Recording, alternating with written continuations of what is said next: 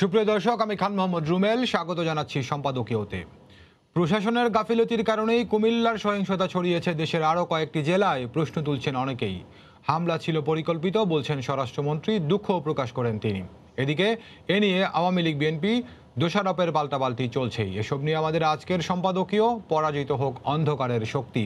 আর এ নিয়ে কথা বলতে আমার সঙ্গে স্টুডিওতে উপস্থিত আছেন অ্যাডভোকেট সাইফুজ্জামান শেখর, এমপি, নির্বাচনী এলাকা মাগুরা 1।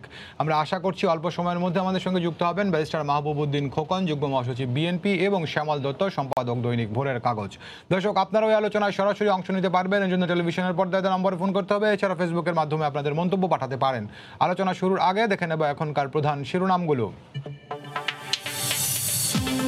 পুলিশ ও প্রশাসনের গাফিলতিতেই কুমিল্লার পর সহিংসতা ছড়ায় অন্তত 15 জেলায়, অভিযোগ স্থানীয়দের। অস্থিরতা সৃষ্টির জন্যই পরিকল্পিত হামলা বলছেন স্বরাষ্ট্রমন্ত্রী। 1.5 বছর পর ক্লাসে ফিরলেন ঢাকা বিশ্ববিদ্যালয় শিক্ষার্থীরা, ক্যাম্পাসে উৎসব মুখর পরিবেশ। প্রথমবার গুচ্ছ ভর্তি পরীক্ষা নিল 20টি পাবলিক বিশ্ববিদ্যালয়। বিদেশ ফেরত যাত্রীদের টার্গেট করে বিমানবন্দর এলাকায় সক্রিয় ছিনতাইকারী চক্র, রাজধানীতে 30টি হটস্পট, হিমশিম অবস্থা পুলিশের।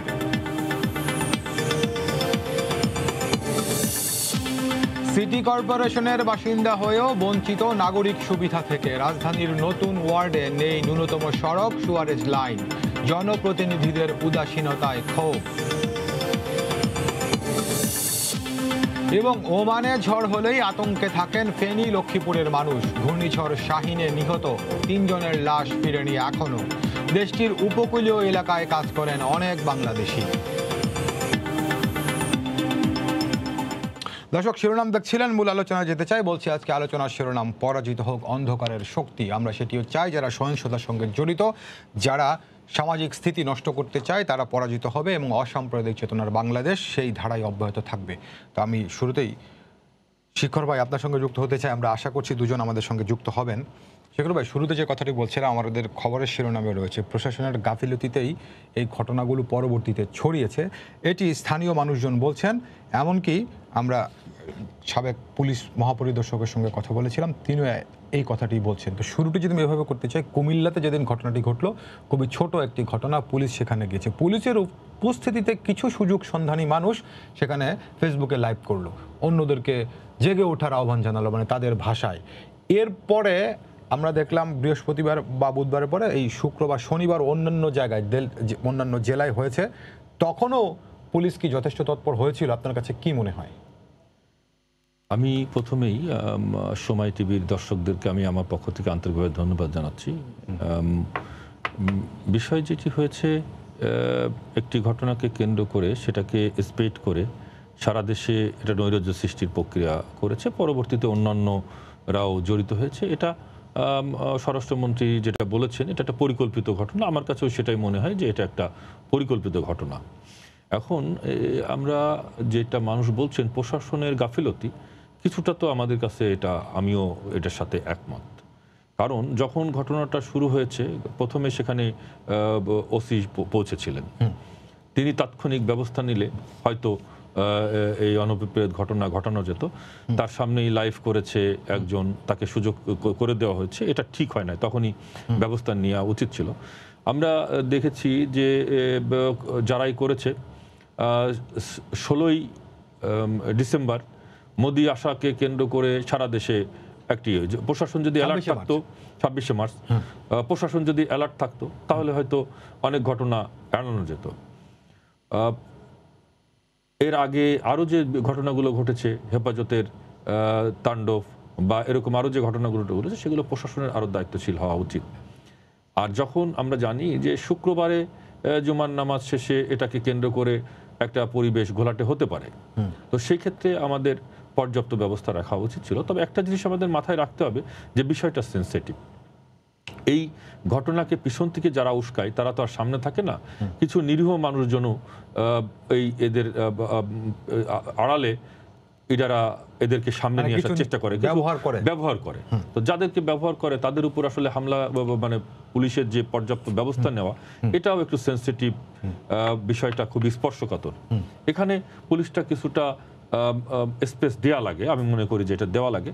তবে আমার যেটা মনে হয় যে এই ঘটনাগুলো কারা ঘটাচ্ছে এটা আমাদের প্রশাসনের নজরে নিশ্চয়ই আছে এবং সেইভাবেই স্বরাষ্ট্রমন্ত্রী বলেছেন পরিকল্পিত। এই ঘটনার পিছনে যারা আছে আমরা আসলে আর এই ঘটনাগুলো দেখতে চাইনি। তো এটার বিরুদ্ধে আমাদের ব্যবস্থাটা নেওয়া দরকার। আমাদের মনে রাখতে হবে 26শে মার্চ যে ঘটনাগুলো ঘটেছিল তার পিছনে যারা ছিল তারা অনেকেই গ্রেপ্তার হয়েছে। এটাকে একটি স্পেশাল মনিটরিং এর মাধ্যমে এই যারা এই ঘটনাগুলোর সাথে সম্পৃক্ত হয়ে যায়, যারা পিছন থেকে ইন্ধন যোগায়, তাদের বিচার করে দৃষ্টান্তমূলক শাস্তি দরকার হয়, প্রচলিত আইনে বিচার না করে। কারণ এটা দেশের জন্য ক্ষতিকর, এটা মানুষের জানমালের জন্য ক্ষতিকর। এটা প্রচলিত আইনে বিচার না করে আমার মনে হয় যে এটা যাতে দ্রুত বিচারে নিয়ে এই যারা দেশে অস্থিতিশীল পরিবেশ সৃষ্টি করতে চায়, ধর্মীয় সংঘাত সৃষ্টি করতে চায়, পরিবেশটাকে অশান্ত করে মানুষের জীবনহানি প্রাণহানি করতে চাই, তাদের বিরুদ্ধে ব্যবস্থা নেওয়া উচিত, আমি যেটা মনে করি। শিখর ভাই, এখানে আপনার কাছে আমি আপনিও বলছেন যে আপনিও অনেকটা এরকমই ভাবেন যে গাফিলতি ছিল প্রশাসনের। আমি বলি সরকারের যে সদিচ্ছা, সরকার যেভাবে অ্যাক্ট করে, যেভাবে নির্দেশনা দেয়, প্রশাসন কি সেই গতির সঙ্গে তাল মেলাতে পারে? অথবা কখনো কখনো কি এরকম মনে হয় আপনার কাছে যে শস্যের মধ্যেও ভূত আছে? না, আসলে বিষয়টা ওইভাবে দেখার কিছু না। আমি যেটা বলার চেষ্টা করেছি সেটা হচ্ছে গিয়ে বিষয়টি স্পর্শকাতর। যারা ষড়যন্ত্রকারী তারা ষড়যন্ত্র করছে, এই ঘটনার সাথে দেখা যাচ্ছে যে কিছু সাধারণ মানুষ জড়ায় যায়, তখন এর বিরুদ্ধে প্রশাসনের আসলে অ্যাকশন নেওয়াটাও অনেক সময় দূর হয়ে যায়। এই লোকগুলো কিন্তু ঘটনা ঘটায় না, ঘটায় পিছনের লোকগুলো। তো প্রশাসনের তো যেটা নিশ্চিত করতে হবে যে যারা না বুঝে না জেনে হয়তো কোনো অনুভূতিতে পড়ে বা বিভ্রান্ত হয়ে আসে, তাদের উপর আসলে প্রশাসনের সেইভাবে প্রেশার করা বা সেইভাবে তাদের বিরুদ্ধে প্রতিরোধ গড়ে তোলা এটা একটু দুষ্কর। সবকিছু মিলায়ে প্রশাসন চেষ্টা করছে। তো আমি যেটা মনে করি যে আমরা এগুলো দেবালোকের মতো স্পষ্ট কারা করে এই বিষয়গুলো সম্মুখে এনে দৃষ্টান্তমূলক শাস্তির ব্যবস্থা, দ্রুত বিচারের মাধ্যমে তাদেরকে বিচার করে আইনের আওতায় নিয়ে এসে বিচার করা, যাতে মানুষ এইগুলো করতে আর সাহস না পায়। এই ঘটনাগুলো অনেকবার সাইদিকে চাঁদে পাঠায় মানুষ হত্যা করা হয়েছে, বিভিন্ন সময় গুজব রটিয়ে ফেসবুকে গুজব রটিয়ে, এইগুলো মনিটরিং করে কিছু কিছু ব্যবস্থা নেওয়া হচ্ছে। তবে আমার মনে হয় যে আরো বেশি এই পরিসরটা আরো বাড়ানো দরকার। জি, আপনাকে অনেক ধন্যবাদ। আমাদের সঙ্গে শ্যামলদা যুক্ত হচ্ছেন। দাদা, আপনাকে স্বাগত জানাচ্ছি। দাদা, আমি আজকে শিরোনাম করেছিলাম পরাজিত হোক অন্ধকারের শক্তি। শুরুতে কিছু কথা বলছিলাম যে স্থানীয় মানুষজন তারা মনে করছেন, তারা বলছেন, আমাদের আজকে একটা রিপোর্ট আছে যে প্রশাসনের গাফিলতি ছিল এসব ঘটনা মোকাবিলায়। স্বরাষ্ট্রমন্ত্রী আজকে বলছেন যে পরিকল্পিত এই ঘটনা এবং এটির জন্য তিনি দুঃখ প্রকাশ করেছেন। কিন্তু দাদা, আমি আপনার কাছে যে বিষয়টি জানতে চাই, এটি নিয়ে এর আগেও এরকম ঘটেছে এবং এইসব সাম্প্রতিক ঘটনার পরেও একই চিত্র আমরা দেখছি। রাজনৈতিক দলগুলো পরস্পরকে দোষারোপ করেছে, কোন আমলে বেশি হয়েছে, কোন আমলে কম হয়েছে, কে করেছে কে করেনি ইত্যাদি। তো এগুলো না করে আমার দেশের নাগরিক, আমার দেশের মানুষ কোনো না কোনোভাবে হামলার শিকার হচ্ছেন, সহিংসতার শিকার হচ্ছেন, নির্যাতনের শিকার হচ্ছেন। রাজনৈতিক দলগুলো আমরা সবাই মিলে সম্মিলিত হয়ে সেটির প্রতিবাদ করি, একমত হই, বন্ধ করার জন্য উদ্যোগী হই। সেটি না করে এখানেও কেন আমাদের দ্বিমত?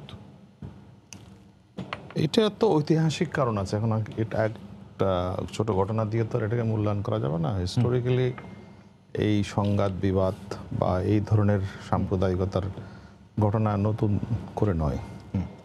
আর দ্বিতীয়ত কথা হচ্ছে, বাংলাদেশটা আজকে যে জায়গায় এসে দাঁড়িয়েছে, আজকে 50 বছর পর বঙ্গবন্ধুর যে স্বপ্নের বাংলাদেশ, অসাম্প্রদায়িক গণতান্ত্রিক ধর্মনিরপেক্ষ একটা সবার জন্য সমান একটি দেশ, সেটি তো আর এখন নাই আর কার্যত। এইবার আবারও প্রমাণিত হলো। এবার দুর্গাপূজায় আমি পুরো সময়টা গ্রামে কাটিয়েছি। আমি সত্যিকার অর্থে বলতে আমি খুব শকড। আমি জানি না আপনি কি বিষয় নির্ধারণ করার জন্য, আমি জানতামও না যে এই বিষয়টাতে বলতে হবে। আমি একটু আগে কথা বলেছি, গতকাল ফেনীতে যা ঘটেছে, যে সমস্ত হিন্দুদের দোকানপাট, মন্দিরের সাথে কোনো সম্পর্ক নেই, এবং লামাতে, বান্দরবানের লামার সমস্ত বাজারের দোকানগুলো লুটপাট হয়ে গেছে। আর কুমিল্লাতে কি ঘটনা ঘটেছে সেটার বিচার হবে, বিচার হোক, হতেই পারে। কিন্তু সারা বাংলাদেশে যে তাণ্ডবটা চলেছে এবং প্রশাসন যে নির্লজ্জ ন্যাক্কারজনক ভূমিকা পালন করেছে, এটা সত্যি দুঃখজনক। আমি নিজে কাকুতি মিনতি করেছি প্রশাসনকে ফোন করে যে আপনারা একটু ব্যবস্থা নেন বিভিন্ন জায়গায়। আমি নিজেও গ্রামে থেকে আমি খুব শঙ্কা বোধ করছিলাম যে কখন কোথায় কি হয় ইত্যাদি। কিন্তু দুঃখজনক হলো সত্য, এবার কি কারণে জানি না, প্রশাসনের নিষ্পৃহতা, এটার মধ্যে কি আছে সেটা হয়তো যারা তদন্ত করছেন তারা বের করবেন। অদ্ভুত ধরনের একটা নির্লিপ্ততা ছিল পুরো বিষয়টাতে, যে কারণে আপনি দেখবেন অষ্টমীর আগের দিনের ঘটনা, মানে রাতের ঘটনা, পরবর্তীতে গতকাল পুজো শেষ হয়ে যাওয়ার পরও এর রেশগুলো ঘুরছে। তাহলে প্রশাসনের রোলটা কই দেখলাম আমরা? কেন যথাযথ পদক্ষেপ নেওয়া হয়নি? শুক্রবার জুম্মার নামাজ একই সঙ্গে সেদিন বিসর্জন, আপনি জানেন যে সে সময় একটা সময়ের ব্যাপার আছে, কিন্তু সেই পদক্ষেপগুলো আমরা নিলাম না। আপনার চট্টগ্রামের একটা ছোট উদাহরণ দিই, চট্টগ্রামের আন্দ্রকিলা জামে মসজিদ, তার থেকে জ্যামশন হল যেখানে পূজা হয়, এটা মাত্র 500 গজ দূরে। আপনি মিছিলগুলোকে কি করে আসতে দিলেন সেখানে? সরকার চাইলে যে হার্ট লাইনে স্ট্রং পদক্ষেপ নিয়ে বন্ধ করতে পারে, আমরা মামুনুল হকের সময় দেখিনি। কিন্তু এবার, এবং আরো একটি, এবার আরেকটা ঘটনা বলি আপনাকে, এটা আপনি হয়তো ক্রস চেক করলে আপনি জানতে পারবেন, বাংলাদেশে this is the first time কোনো পুজো মণ্ডপে কোনো ইয়ে ছিল না, পুলিশ এবং আনসার ছিল না, প্রথমবারের মতো এবার। এর পিছনে কি কারণ আমরা জানি না। আমার সঙ্গে সাতকানিয়ার চট্টগ্রামের আনসার টিমের দেখা হয়েছে। আমি বললাম যে আপনারা এসছেন, বসেন এখানে। বলেন আমাদের বসার কোনো ইয়ে নেই, নির্দেশনা নেই। কী করতে হবে? আমাদেরকে ইউএনও নির্দেশনা দিয়েছে আপনার ওই 20টা পূজা মণ্ডপ ঘুরে এসে সই করে নিয়ে যাওয়ার জন্য। আমি ইউএনওকে ফোন করলাম রাত্রেবেলা, যে এই যে বিভিন্ন জায়গায় এরকম ঘটনা ঘটছে, তখন অলরেডি বাঁশখালীতে অ্যাটাক শুরু হয়ে গেছে, চকরিয়াতে অ্যাটাক শুরু হয়ে গেছে। ইউএনও আমি 12টার একটু আগে ফোন করেছি, মানুষ খুব সন্ত্রস্ত। পুজো আর কি, পুজো তো করার কোনো ইচ্ছাই নেই, মানসিকতাই নেই। ইউএনও বলছে এত রাতে আপনি এটা বলার জন্য আমাকে ফোন করেছেন? রোমেল, মানে আমরা কি দেশের নাগরিক আসলে? বাংলাদেশে হিন্দুদের পূজা না করলে কি হয়? বন্ধ করে দিতে বলে, সরকার নির্দেশনা দিয়ে বন্ধ করতে পারে যে পূজা হবে না। আর এগুলো কাহাতক সহ্য করতে হবে আমাদেরকে। আর আওয়ামী লীগ বলবে বিএনপি করে, বিএনপি বলবে আওয়ামী লীগ করবে। এই দোলাচলের মধ্যে থাকার দরকারটা কি? বাংলাদেশের একটা সম্প্রদায় তাদের ধর্মীয় আচরণ পালন করবে না, দ্যাটস ওকে, হতেই পারে এটা। তো সেই ধরনের একটা ব্যবস্থাপনার দিয়ে যাওয়া ছাড়া তো আমার মনে হয় না। এই পারস্পরিক দোষারোপ দিয়ে এগুলো বন্ধ করার জন্য যে আসল জায়গায় যে কাজগুলো করতে হয়, সমাজকে সাম্প্রদায়িকতা থেকে মুক্ত করা, কালকের পাল্টার, আমি আমাদের সাংবাদিকদের সাথে কথা বললাম ফেনীতে একটু আগে, যে বিডিআর মোতায়েন করার জন্য তারা পাগলের মতো ফোন করতেছে, কেউ আসে না, কেউ আসছে না।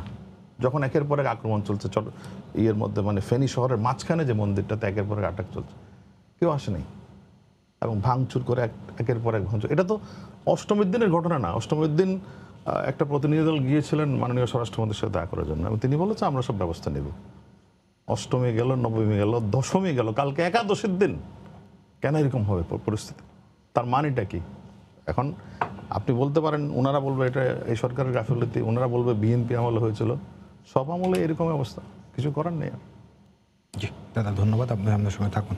খোকন ভাই, আপনাকে আবারও স্বাগত জানাচ্ছি। আমরা বলছি আজকে শিরোনাম পরাজিত হোক অন্ধকারের শক্তি। যে জায়গাটাতে আমি খোকন ভাই জানতে চাইছিলাম, আপনারা রাজনীতি করেন তো মানুষের জন্য, মানুষের কল্যাণের জন্য, মানুষের শক্তিই আপনাদের উৎস, সকল রাজনৈতিক দলের। তো সেই জায়গাতে আমি দাদাকেও প্রশ্নটি করেছিলাম, দাদার কাছে আমি জানতে চেয়েছিলাম, এই পাল্টাপাল্টি কে করেছে, কে করেনি, কোন আমলে বেশি, কোন আমলে কম, এইবারের ঘটনার পরেও আমরা দেখছি যে আপনাদের বিএনপির পক্ষ থেকে এরকম প্রতিক্রিয়া দেওয়া হচ্ছে, আওয়ামী লীগের পক্ষ থেকে একই রকম দেওয়া হচ্ছে। তো কেন এর মধ্যে না থেকে আমরা এটি প্রতিরোধ করব? এরা তো খুব বেশি মানুষ নয় যারা এই সব সহিংসতা ঘটায়, এসব নেক্কারজনক ঘটনা ঘটায়। তাদের বিরুদ্ধে সোচ্চার না হয়ে প্রতিপক্ষের ঘাড়ে দোষ চাপিয়ে কি ফায়দা নেওয়া যায়? প্রথমত হলো বাংলাদেশে যে আমাদের একটা সুন্দর সোসাইটি আছে, হিন্দু, মুসলমান, খ্রিস্টান, বৌদ্ধ, আমরা কিন্তু শতাব্দী বছর থেকে, শত বছর থেকে আমরা একত্র বসবাস করছি। আপনার মনে আছে নিশ্চয়ই, মানে 27শে পড়ছে সবে কদর রাতে, সেদিন কিন্তু হিন্দুদের পূজা ছিল একটা, হ্যাঁ। তারপরে কিন্তু সেরকম কোনো গণ্ডগোল হয়নি, কিন্তু হিন্দুদের পূজা করেছে বা রোজার শেষ পর্যায়ে এসে মুসলমানদের নামাজ পড়েছে, ঠিক আছে। এই সিচুয়েশন কিন্তু এই 5-7 বছর আগেও ছিল, কিন্তু রোজার সময় তো প্রায় পূজা পড়ছে কয়েক বছর, 2-3 বছর। এবার কেন হলো? এটার হলো এটা আমাদের যে একটা হারমোনি আছে সোশ্যাল, আমাদের যে রিলিজিয়াস হারমোনি আছে, হারমোনি বিনষ্ট করতে চাচ্ছে। কারা চাচ্ছে, কেন চাচ্ছে? দাদাজি কথা বললেন, সরকার দায় দায়িত্ব নেই, কার দায় দায়িত্ব? আপনি ব্যক্তি হিসাবে একটা ব্যক্তির যত শক্তি থাকুক না কেন, আপনার শরীরে 3 জন শক্তি থাকতে পারে, কিন্তু সরকারের শক্তির সঙ্গে কিছুই নেই না, প্রাইভেট সিটিজেনের শক্তি কিছুই না, মূল দায়িত্ব পালন করে সরকার। আমরা পত্রিকা দেখেছি প্রত্যেকটা পূজা মণ্ডপে 10 জন করে আনসার থাকবে ফুল টাইম। আমরা এটা পত্রিকা দেখেছি না, এবার এরকম কোনো নির্দেশনাই ছিল না। আচ্ছা, আমরা এরকম পত্রিকা, এবং পুলিশ থাকবে ওখানে আমাদের স্টেশনে, আর স্ট্রাইকিং ফোর্স থাকবে, এটা বলছে আইন শৃঙ্খলা বাহিনীর। দ্যাট ওয়াজ দ্য এবং সম্ভবত স্বরাষ্ট্রমন্ত্রী বা কে একজন বলছেন যে আমরা প্রস্তুত আছি সমগ্র পরিবেশ। আইজি বলছে এরকম কিছু, আইজিবি বলেছে। প্রস্তুতি কোথায়? এই ঘটনাটা করলো কে? ধরেন আপনার তো ইভেন এটা পূজা মণ্ডপ হয়েছে এখানের মধ্যে, এটা অস্থায়ী, তো সেখানে দায়িত্ব আছে না, টেবিলের সিচুয়েশন দায়িত্ব আছে না, পুলিশ প্রশাসন আইন শৃঙ্খলা বাহিনীর দায়িত্ব একটু টেক কেয়ার পাড়ার দেওয়ার, কেউ ওই সময় দায়িত্ব কারা ছিল? আমরা কিন্তু আলোচনা করছি। প্রধানমন্ত্রী কিন্তু প্রথম দিনে বলে ফেললেন যে উনি এক বক্তৃতা দিয়ে ফেললেন আপনি, হ্যাঁ, আবার ভারতকে উনি বলছেন যে ওখানে আপনার যেন সাবধান রাখেন যেন উস্কানি সৃষ্টি না করে। কোথায় চলে গেলেন উনি? হয়রাজ কিন্তু ঠিক আছে, আমার ওখানে আইন শৃঙ্খলা বাহিনীর দায়িত্বে গিয়ে ওসি আছে, আনসার আছে, স্ট্রাইকিং ফোর্স আছে, কি ব্যবস্থা আপনি নিয়েছেন? আপনি ব্লেম গেম করার আগে কি ব্যবস্থা নিয়েছেন? এখন পর্যন্ত শুনেছেন কাউকে সাসপেন্ড করেছে? ওসিকে সাসপেন্ড করেছে, উদ্যোগ করেছে, স্পিকের বিরুদ্ধে কোনো অ্যাকশন নিয়েছে? শুনেছেন? শুনেন নাই। দাদা বললে নেই, উনি ধরুন উনি তো বাংলাদেশের অত্যন্ত পরিচিত ব্যক্তিত্ব, সব জায়গায় ওনার নাম জানে। উনি নিজে কথা বলছেন টিউনের সঙ্গে, টিউনও এত রাতে টেলিফোন করে ডিস্টার্ব ফিল করছে নাকি, রাইট? এখন তার কথা অনুযায়ী চোখে কেন দায়িত্ব নাই? বক্তৃতা দায়িত্ব এখন আপনার তো ওইরকম ব্যবস্থা নেন না আপনি। জি, এটা বুঝতে পেরেছি। একটা বিষয় আপনি যদি বলছিলেন যে 5-7 বছর আগেও এরকমটা দেখা যায়নি, এবার যেটা হলো, তাহলে এইটার কারণ কি আমাদের খোঁজা উচিত? 5-7 বছর আগেও তো আওয়ামী লীগ সরকারের ছিল, তখন হয়নি, এবার কেন হলো? আমি আসলে প্রথমত যেটা হলো যে দেশের প্রধানমন্ত্রী বা কোনো মন্ত্রী একটা কথা বলবেন, বিকজ এই কানেকশনে যারা ওথ নেন, অনুরাগ বিরাগের বাসন কথা ধরবেন না। ওনার কাছে যদি রিপোর্ট আসতো, আমার কাছে তদন্ত, উনি বলতে পারতেন যে বেসিসটা কি ওনার বক্তব্যের। আমার কাছে রিপোর্ট আসছে এরা জড়িত নাকি, ঘটনা তো 3-4 জন করছে বা 1 জন করছে বা 4 জন করছে, এই এখন তো বিভিন্ন জায়গায় ছড়াচ্ছে, এগুলো করে নাই নাকি? তাহলে ওখানে ওদের আইডেন্টিফাই করা কষ্ট ছিল নাকি? তা ভোরাতে করছে নিশ্চয়ই, ওখানে সিসিটিভি না থাকুক, আশেপাশে মুভমেন্ট করতে পারছো। যদি হাইজাকে ধরতে পারেন আপনি, হাইজ্যাক করছে, পুলিশ ইচ্ছা করলে হাইজ্যাকে ধরে ফেলতে পারে না? এবং এত বড় ঘটনা ঘটলো একটা পূজা মণ্ডপে, ঠিক আছে, ডেফিনেটলি আমি মনে করি না হিন্দুরা রাখছে। আমাদের যে হারমোনি আছে, সোশ্যাল হারমোনি, আমাদের রিলিজিয়াস হারমোনি আছে, এবং আমি বিশ্বাস করি মুসলমানরা রাখছে, রাইট? ইবলিসে রাখছে। ওই ইবলিস কারা? সুযোগ পেলে কোত্থেকে? কেন তা আপনি খুঁজে বের করলেন না? তারকে বক্তৃতা দিলেন দেশের প্রধানমন্ত্রী, ব্লেম করে এটা সন্মাত্র তারা করছে। আপনি কথা বলে কিন্তু শিফট করে দিচ্ছেন যে যারা মুসলমান ধর্ম বিশ্বাস করে তাদের গেমটা শিফট করলেন আপনি, বা তারা একটু স্ট্রং রিলিজিয়াস বিলিভ বিশ্বাস করে ছুঁয়ে দিলেন আপনি। দরকার তো ছিল না আপনার। As a prime minister you have to find, enquiry করো, within 2 hours 3 hours 5 hours enquiry করো, গিভ মি রিপোর্ট, নাকি রিপোর্ট দাও। You have the state machineries, যে এই রিপোর্টে আসছে, প্রাথমিক রিপোর্টে এটা পাওয়া গেছে, ওই বেসিসে বলে দিলেন। এবং এতে গিয়ে আর সিচুয়েশনটা বাংলাদেশে আলটিমেটলি মুসলমান অধ্যুষিত দেশ নাকি, জি, ব্লেম গেম করলে হবে না, we have to control the situation. জি, ধন্যবাদ। সবার দায়িত্ব আছে। জি, অবশ্যই সবার দায়িত্ব আছে। কখন আপনাকে ধন্যবাদ। শিখর ভাই, অনেকগুলো প্রশ্ন, দাদা একটি প্রশ্ন তুলেছেন, মানে আমার জানা মতে এবারে 38,000-এর মতো পূজা মণ্ডপ ছিল সারা দেশে, এবং গত বছরের তুলনায় এবার পূজা মণ্ডপের সংখ্যা অনেক বেড়েছে, 1,000-1,500 বা 1,003 মতো বেড়েছে। তো তারপরেও নিরাপত্তার ব্যবস্থাগুলো কেন? দাদা যেটি বলছেন যে কোনো আইন শৃঙ্খলা রক্ষাকারী বাহিনীর সদস্য সার্বক্ষণিক যেটা বলি যে শ্যামলদা ক্ষোভের কথা বলেছেন, জি, এবং যথার্থই বলেছেন। আমি মনে করি যে শ্যামলদার ক্ষোভটা আসতেই পারে। আমি শ্যামলদারকে যেটা বলতে চাই, বা আমি তাকে আশ্বস্ত করতে চাই যে যে ঘটনাটি ঘটেছে এটা কিন্তু কিছু অন্ধকার শক্তির ঘটনা। বাংলাদেশের অধিকাংশ মানুষ তারা কিন্তু বিশ্বাস করে যে ধর্ম যার যার, উৎসব সকলের। আমার এলাকায় 723টি মন্দির, আমি প্রত্যেকটি ইউনিয়নে প্রত্যেকটা জায়গায় যেতে পারি, তবে প্রত্যেকটি ইউনিয়নে গিয়েছি। আমি চেষ্টা করেছি অনেকগুলো পূজা মণ্ডপে যাওয়ার জন্য। সেখানে দেখেছি যে হিন্দু মুসলমান বোথ কমিউনিটি কিন্তু উৎসবটা পালন করছেন। এবং দাদার মনে একটা প্রশ্ন জেগেছে যে প্রতি বছর গ্রাম পুলিশ আনসারের সমন্বয়ে প্রতি মণ্ডপে দেওয়া হয়। এটা আমিও একটু যে চমকে গিয়েছি যে কেন এটা ঘটনাটা কি। তো যেটা হয়েছে সেটা হচ্ছে গিয়ে এইবার প্ল্যানিং করে একটি নিরাপত্তা বলয় সৃষ্টি করা হয়েছিল। 8টা মণ্ডপ বা 10টা পূজা মণ্ডপকে কেন্দ্র করে একটা বেষ্টনী তৈরি করা হয়েছিল। ওইগুলো সাইকেলিং, ঘোড়া এবং এটা করে এইভাবে করেছিল, আমি যেটা জানতে পেরেছি আর কি। তো ইউনো যদি দাদার সাথে এই কথা বলে থাকে তাহলে অবশ্যই দাদা যেহেতু সংবাদ মাধ্যমে বলেছে তার বিরুদ্ধে নিশ্চয়ই ব্যবস্থা নেওয়া উচিত। কারণ আমি মনে করি যে প্রশাসনের যে উপজেলার একজন প্রধান হিসেবে এত বড় একটা উৎসব, ধর্মীয় উৎসব, যেখানে ষড়যন্ত্র আছে, যেখানে অন্ধকার শক্তি সাম্প্রদায়িকতার মধ্য দিয়ে দেশটাকে অস্থিতিশীল পরিবেশ সৃষ্টি করতে চাই এবং ঘোলা পানিতে কেউ কেউ মাছ শিকার করতে চাই, তো আমাদের আরো বেশি সজাগ থাকা উচিত ছিল। তো আমি আরেকটি কথা বলি যে খোকন ভাই যেটা বলেছেন, উনি কি বলেছেন আমি কিন্তু কিছু বুঝতে পারি নাই। উনি বলার চেষ্টা করেছেন, মাননীয় প্রধানমন্ত্রীর বক্তৃতা নিয়ে বলেছেন। এখন এটা কি বলতে চেয়েছেন আমি নিজেও বুঝি নাই, দর্শকরা বুঝেছে কিনা আমি জানি না। আর মাননীয় প্রধানমন্ত্রী যদি বক্তৃতা খোকন ভাইয়ের কাছ থেকে সাজেশন নিয়ে করতে হয় তাহলে তো মুশকিল হয়ে যায়। মাননীয় প্রধানমন্ত্রী যেটা বলার চেষ্টা করেছেন সেটা হচ্ছে গিয়ে, এবং যেটা আমরা বলে থাকি যে সাম্প্রদায়িকতার কিন্তু কোনো প্রাচীর নেই, কোনো বেষ্টনী নেই। আপনি যদি আর একটা জায়গায় একটি সম্প্রদায়কে, সংখ্যালঘু সম্প্রদায়কে যদি কোনো কারণে ঝামেলায় ফেলেন, সেটা আর একটা জায়গায় যে সেটা উল্টা হতে পারে। তো ওই কারণেই হয়তো উনি ওটা বোঝানোর চেষ্টা করেছেন। তো আমি যেটা মনে করি যে যেটা আমি প্রথমেই বললাম যে আমরা দোষারোপের ইসে না যে, আমি খোকন বাইরে অনুরোধ করব যে আসেন আমরা সম্মিলিতভাবে, যদি এতই যদি আপনাদের আন্তরিকতা থাকে, আসেন আমরা একটা যে তদন্ত কমিটি গঠন হয় সে তদন্ত কমিটির মধ্য দিয়ে আমরা যারা প্রকৃত দোষী তাদের বিরুদ্ধে একটা ব্যবস্থা নিই। গ্রেফতার করলেই তো তারা আবার বিবৃতিতে চলে যায়।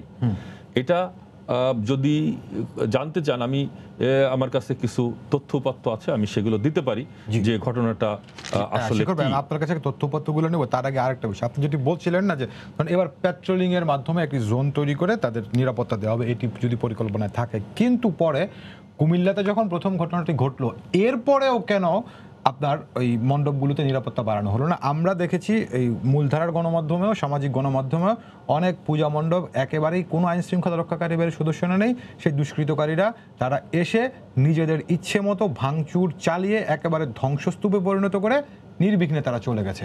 তো অন্তত পক্ষে কুমিল্লার ঘটনার পরেও তো নিরাপত্তাগুলো বাড়ানো যেত না। রুবেল ভাই, বিষয়টা কিন্তু ঠিক এইভাবে বললে হবে না, প্রতিরোধ করার চেষ্টা করা হয়েছে। হ্যাঁ, কিন্তু ওই যেটা বললাম বিষয়টা তো একটু সেন্সিটিভও বটে। হ্যাঁ, তো চেষ্টা করা হয়েছে, সেখানে গুলি করা হয়েছে, ঠেকানোর জন্য প্রশাসনের যেটা করা সেটা কিন্তু করা হয়েছে। তার মধ্যে বিচ্ছিন্ন কিছু ঘটনা ঘটে গিয়েছে যা খুবই অল্প কিছু জায়গায় ঘটেছে, যেটা সামগ্রিক চিত্র না। আমি যেটা শ্যামলদাকে আশ্বস্ত করতে পারি যে বাংলাদেশের অধিকাংশ মানুষ কিন্তু ওটাতেই বিশ্বাস করে যে সহ অবস্থান, এই ব্যাপারে শঙ্কিত হওয়ার কিছু নেই। এখন কিছু অন্ধকারের শক্তি, কিছু ষড়যন্ত্র, কিছু উস্কানি ঘোলা পানিতে মাছ শিকার করার চেষ্টা করে, এতে হতাশ হওয়ার কিছু নেই। আমরা চেষ্টা করছি, আর সকলের সহযোগিতা পেলে অবশ্যই আমরা যাতে কখনো আর এই ঘটনা না ঘটে সেরকম একটা পরিবেশ আমরা সৃষ্টি করতে চাই। তো আমি যেটা আমার কাছে আমি যেটা একবার বলেছি যে একটা জোন তৈরি করে সেখানে সশস্ত্র আনসার বাহিনী, পুলিশ করে একটা ভাগ করে নেওয়া হয়েছে, যেটা আমি যে প্রথমে যে থমকে গিয়েছিলাম মঞ্চে মণ্ডপে, যে আমি আইন শৃঙ্খলা বাহিনীর লোক না দেখে, পরবর্তীতে আমি মুভমেন্টে আমি দেখেছি যে না, একটা এলাকাকে কেন্দ্র করে একটা বেষ্টনী তৈরি করা হয়েছে। তো এইটা আমি স্যাটিসফাইড ছিলাম। তারপরও বিচ্ছিন্ন দু একটা ঘটনা ঘটেছে। তো আমি যদি একটু সময় দেন আমি বিষয়টি একটু বলতে চাই যে প্রথম যে ঘটনাটি ঘটেছে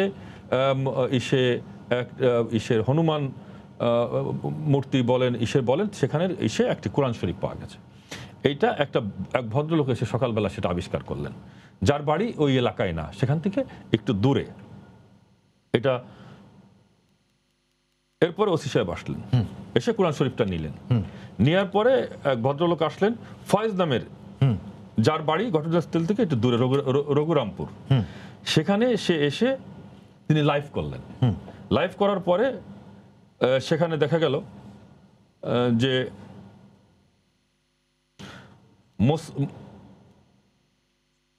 রঘুনাথ ফয়েজ নামে এক ভদ্রলোক এসে বলল যে ইসলাম গেল, কোরআন শরীফের অবমাননা হলো, এই হলো। তিনি চিৎকার করে নারায়ণ তকবীর দিয়ে এই শুরু করলেন।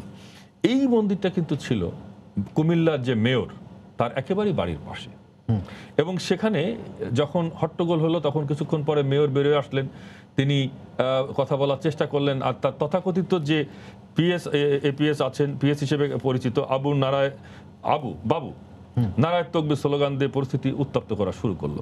এবং তারপরে দেখা গেল যে মই টই হাতুড়ি টাতুরি সব চলে আসলো, এবং সেই ঘটনাটাকেই সারা দেশে হঠাৎ করে স্প্রেড করে দেওয়া হলো। এটা যে একটা পরিকল্পিত একটা বিষয়, কারণ কোনো হিন্দু ধর্মাবলম্বী সে কোনোভাবেই ওই কি লাভটা কি, তার কি কারণে সেটা রাখতে পারে না। এইটা যে একটি ষড়যন্ত্র ছিল, এবং ষড়যন্ত্রটার বেষ্টনীটা ছিল যে একেবারেই এই কর্মকাণ্ডগুলো, যদি আপনি এলাকার কর্মকাণ্ডগুলো, যে লোকগুলো উপস্থিত ছিল, যে লোকগুলো ঘটনাগুলো ঘটেছে, এগুলো যদি আপনি মিলান তাহলে কিন্তু আপনি পেয়ে যাবেন। তো আমি তো বললেই বলবে যে বেলেমিং গেম, কিন্তু বিষয়টা তো তাই হয়। শিখর ভাই, আমি যেটা জানতে চাইছি, যখন ভোরবেলাতে সেখানে কোরআন শরীফ পাওয়া গেল, পুরোহিত দেখলেন, তিনি তো আর নিজে সরাবেন না, তিনি সরানোর জন্য আহ্বান করছেন।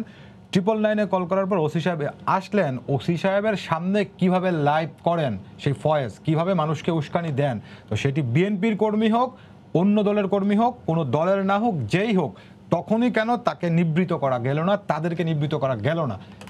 তা না হলে তো ঘটনাটা একটু বাড়তো না। এইটিই তো বলার চেষ্টা করছেন স্থানীয়রা এবং অন্য জায়গা থেকে সব মানুষ।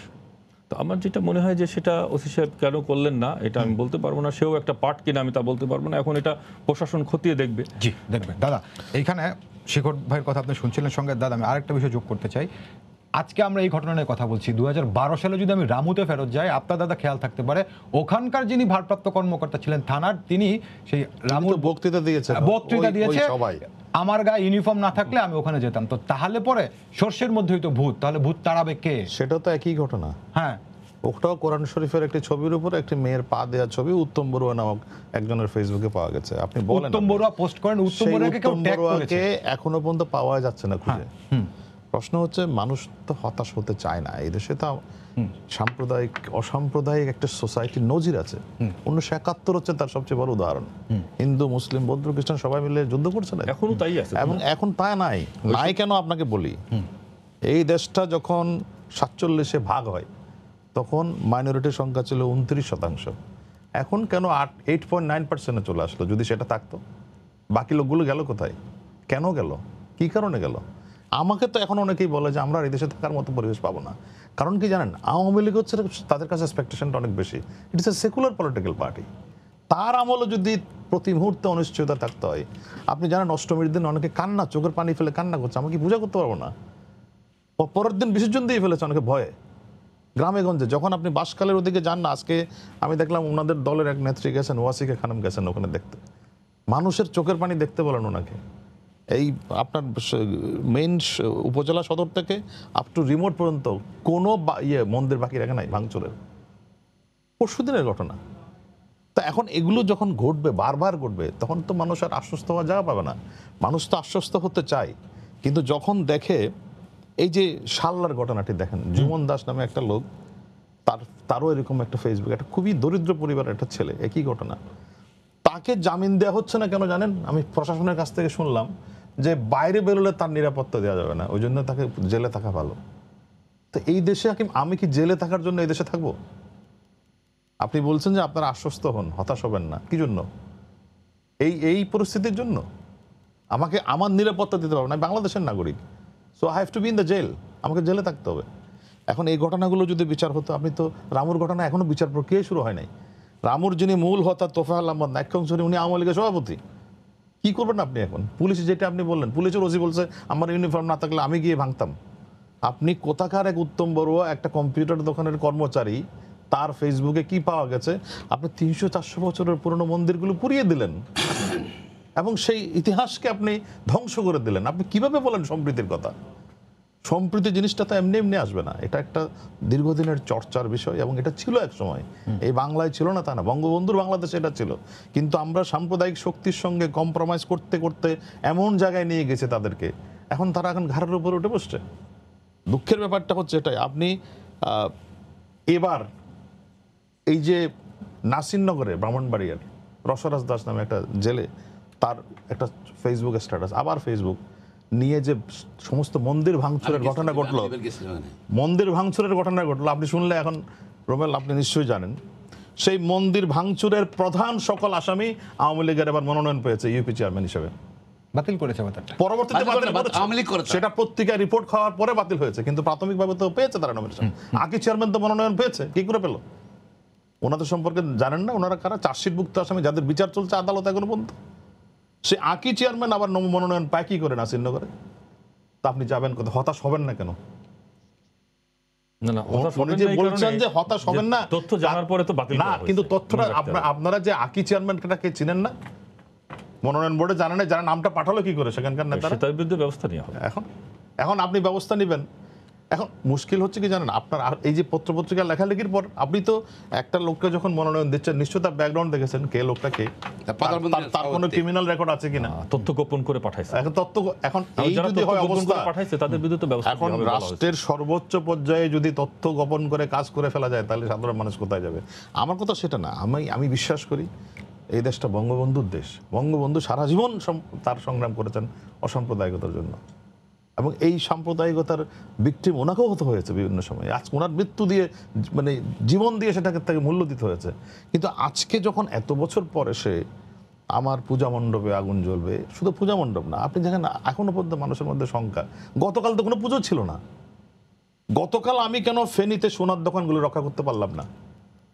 গতকাল আমি কেন ফেনীর বাজারের সমস্ত হিন্দু ব্যবসায়ী দেখে দেখে দোকানগুলো ভাঙচুর হচ্ছে, কেন আমি রক্ষা করতে পারলাম না? গতকাল তো কোনো পুজো ছিল না। তাহলে আপনি বলছেন আমি হতাশ হব না কেন? দুর্ভাগ্যের বিষয় এটা। এবারই যে শেষবার তা না। আপনি এই যে ওনাদের আমলে 2001 সালের ইলেকশনের পরে সারা বাংলাদেশে যে সহিংসতার ঘটনা ঘটেছে, শাহাবুদ্দিন সাহেবকে দিয়ে একটা কমিশন করা হয়েছিল, 3107টি মামলা চূড়ান্ত করা হয়েছে। একটি মামলার বিচার কাজ এখন পর্যন্ত শুরু হয়নি। আপনি বললেন যে হতাশ হব না কেন? আমরা বলেন তো, দেখা যাক। খোকন ভাই, আপনি এর আগেও বলছিলেন, বা আপনার কথাতে আমি যদি যুক্তিও খুঁজে পাই, যে যেহেতু আওয়ামী লীগ এখন সরকারে, আওয়ামী লীগের দায় দায়িত্ব বেশি, কিন্তু আপনারা বিএনপি সহ অন্য রাজনৈতিক দল যেহেতু সরকারে আওয়ামী লীগের ঘাড়ে সব দায় দায়িত্ব চাপিয়ে দিয়ে নিজেরা একটু আপার হ্যান্ডে থাকতে চান, এই ক্ষেত্রে অন্তত পক্ষে বলতো না। ধরেন আমার নির্বাচন এলাকা হলো সোনামুড়িতে গান্ধী আশ্রম। আমার নির্বাচনী এলাকায় প্রত্যেকটা নেতা কর্মীদের অ্যালার্ট করে দেওয়া আছে, শুধু হিন্দু মন্দির না, কোন হিন্দু বাড়ির জন্য আক্রমণ না হয় তোমরা পাহারা দিবা। এবং ভয় হলে আমরা আওয়ামী লীগে নেই, আওয়ামী লীগ ঘটনা ঘটাতে পারে, এই ভয়ে কিন্তু ছিলাম আমরা। এবং এর আগে 14 সাল না 13 সালে একটা ঘটনা ঘটছিল না, বিভিন্ন জায়গাতে মন্দিরদের ভাঙছে, ঠিক আছে? সেই সময় কিন্তু আমরা পাহারা দিছি, গান্ধী আশ্রমরা সব পাহারা দিছি, কিন্তু বিভিন্ন নেতাকর্মীরা। আমার নির্বাচন এলাকায় 4টা সোনামুড়িতে কোনো ঘটনা ঘটে নেই। এখন আমি আসছি, দেখেন ঘটনাটা ঘটল কে? আমার কথা না।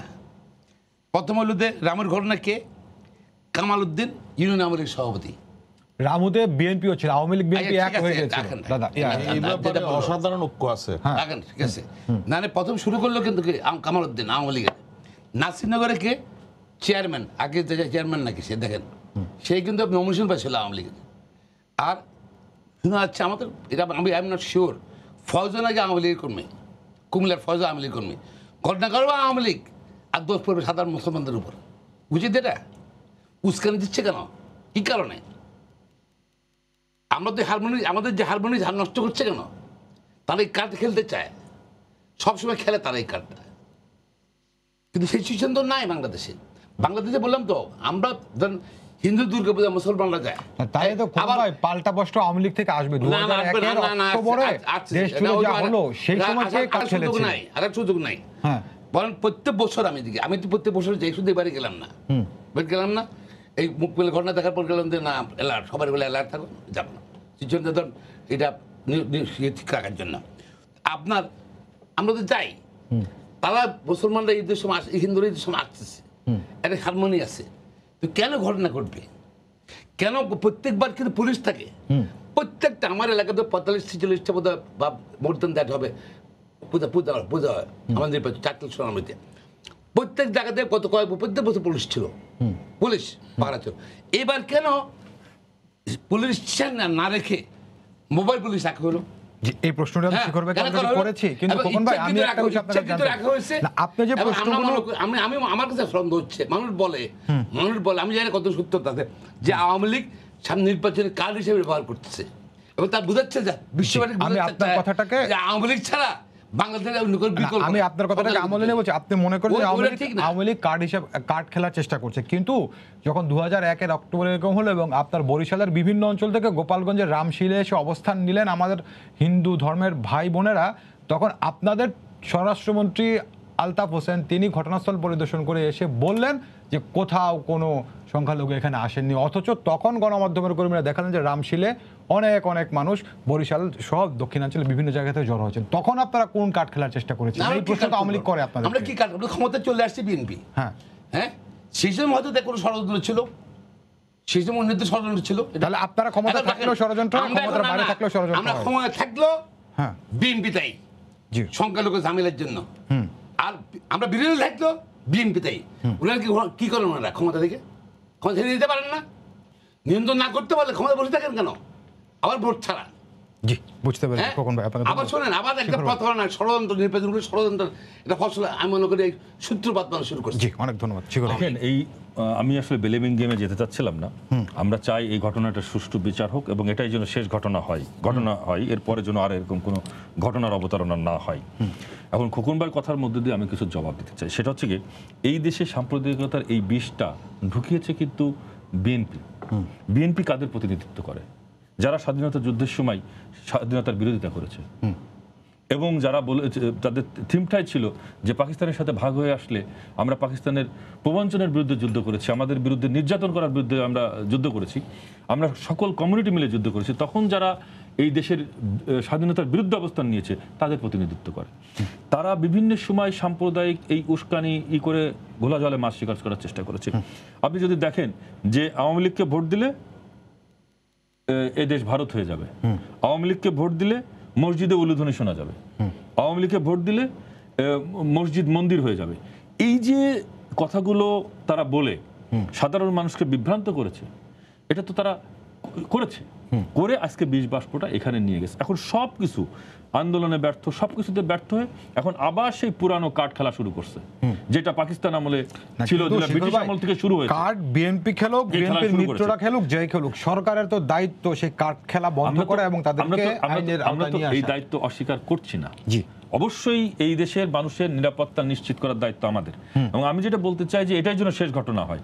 আমিও স্বরাষ্ট্রমন্ত্রী যেটা বলেছেন, দুঃখ প্রকাশ করেছেন, আমি মনে করি যে সরকারের এর বিরুদ্ধে ব্যবস্থা নিয়েছে, যেই হোক, মুখ চিনার দরকার নেই।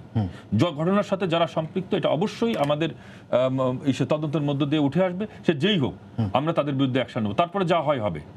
সরকারের সেই জায়গাটা আসা দরকার। এবং এই শ্যামলদা যেটা বলার চেষ্টা করেছেন, 2001 সালের নির্বাচনের পরে যে মামলাগুলো হয়েছিল, সেই মামলাগুলো এখন আমাদের কার্যক্রম শুরু করে তাদের বিরুদ্ধে ব্যবস্থাটা নেওয়া দরকার। আমাদের স্পেশাল ট্রাইব্যুনাল গঠন করে দরকার, এগুলো শেষ করা দরকার। এখন সময়ের প্রয়োজন এটা, কারণ আমাদের এই সাম্প্রদায়িকতার বিষ বাষ্প সরিয়ে এদেশের আমাদের নাগরিকদেরকে বিভ্রান্ত করার চেষ্টা করা হচ্ছে, দেশের অস্তিত্ব সংকটের মুখে চলে যাচ্ছে। সময় 20 বছর চলে গেছে, সুতরাং এটা আমাদের জন্য একটা বড় বিষয়। এই কারণেই আমি যেটা মনে করি যে আমাদের প্রশাসনের এবং আমাদের স্বরাষ্ট্রমন্ত্রী যে কথাটি বলেছেন দুঃখ প্রকাশ, এর সাথে সাথে আমাদের এর বিরুদ্ধে একটা ব্যবস্থা নেওয়া উচিত, স্পেশাল ট্রাইব্যুনাল গঠন করে এদেরকে বিচারের আওতায় এনে বিচার করা দরকার এবং এদের মুখোশ উন্মোচন করা দরকার। জি, অনেক ধন্যবাদ দাদা। আপনার শিখর ভাই বারবারই বলছেন যে ওই জায়গাটাতেই বলি, সমাজের মধ্যে সাম্প্রদায়িক শক্তি এত প্রকট হয়ে গেছে। এটা উদাহরণ তো আমরা মাত্র কদিন আগে দেখলাম।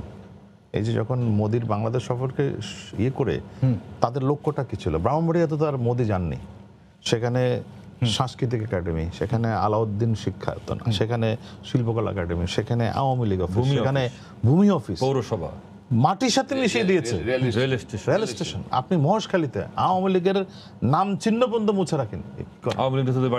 এখন এই বিষয়, এই সাম্প্রদায়িকতার জায়গাগুলো অ্যাড্রেস করার জন্য কোনো কর্মসূচি তো নাই। আজকে বরং দাদা আমরা তাদের সাথে কেমনে আরো শ্যামল দা, আপনার একটু আরেকটা মজার ব্যাপার যে এই যে মোদি কেন্দ্রিক যে ঘটনাগুলো ঘটলো, একটা বিএনপির লোকের বাড়ি হামলা হয়েছে না হয়নি। আবার পাশাপাশি আজকে অ্যাডভোকেট রানা দাশগুপ্ত হয়নি, চট্টগ্রামে বলেছেন, কিন্তু- দাদা রানা দাশগুপ্ত কিন্তু চট্টগ্রামে আমরা তো বলছি বলেছেন যে আওয়ামী লীগ আওয়ামী লীগের নেতাদের মধ্যে বাড়ি, মারা খন্দকার হয়েছে তো মোশতাক আওয়ামী লীগ ঢুকে নেতাদের। গেছে। অ্যাডভোকেট রানা দাশগুপ্ত আজকে চট্টগ্রামে বলেছেন যে খন্দকার মোশতাক ঢুকে গেছে আওয়ামী লীগের মধ্যে এবং মানুষজন আপনি আস্থা পায় না। আপনি আপনি এই যে তাদের পরামর্শ নিয়ে পাঠ্য বই থেকে হুমায়ুন আজাদের কবিতা বাদ দেবেন, রবীন্দ্রনাথের কবিতা বাদ দেবেন, শরৎচন্দ্রের মহেশ গল্প বাদ দেবেন, যে বই তোমায় অন্ধ করে সে বই তুমি পড়ো, এটা কি কোরআনকে মিন করা হয়েছে?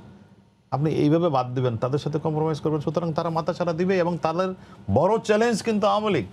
আর আওয়ামী লীগ আজকে হয়তো বুঝতে পারছে না, বঙ্গবন্ধুর জায়গা থেকে যদি আমরা সরে আসি তাহলে কিন্তু আর এই আওয়ামী লীগের সেই মূল চরিত্রটা তার থাক না। আওয়ামী লীগ একটি সেকুলার পলিটিক্যাল পার্টি। এটার পলিটিক্যাল ফিলোসফিটা কি? It is a central left political party, একটু মধ্যপন্থী দল, কিছুটা বাম দিকে ঝুঁকে আছে। কিন্তু সেই চরিত্রটি যদি পরিবর্তন হয়ে যায় তখন আওয়ামী লীগকে চ্যালেঞ্জগুলো মোকাবেলা করতে হবে। আর এই মহেশকালের মতো ঘটনা ঘটবে, ব্রাহ্মণের মতো ঘটনা ঘটবে, এবং আজকে যে এই যে সংখ্যালঘুর ঘটনা, এই ব্লেমটা তো এই যে দলের উপরে আসবে।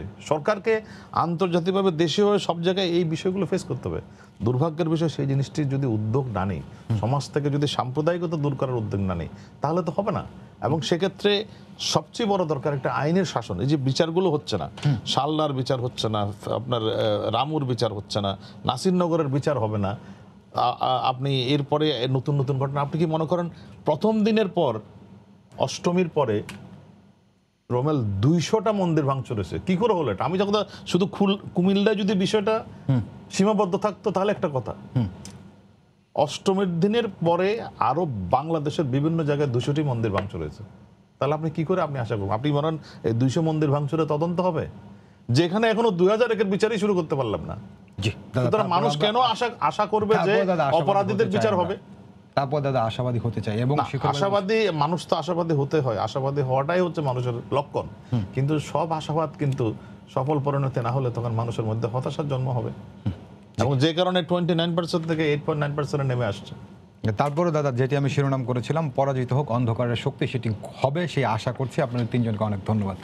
দর্শক, আপনাদের সবাইকে ধন্যবাদ জানিয়ে শেষ করছি আজকে সম্পাদকে। আগামীকাল আবারও দেখা হবে রাত 10টায়। দেখার আমন্ত্রণ রইল। শুভরাত্রি।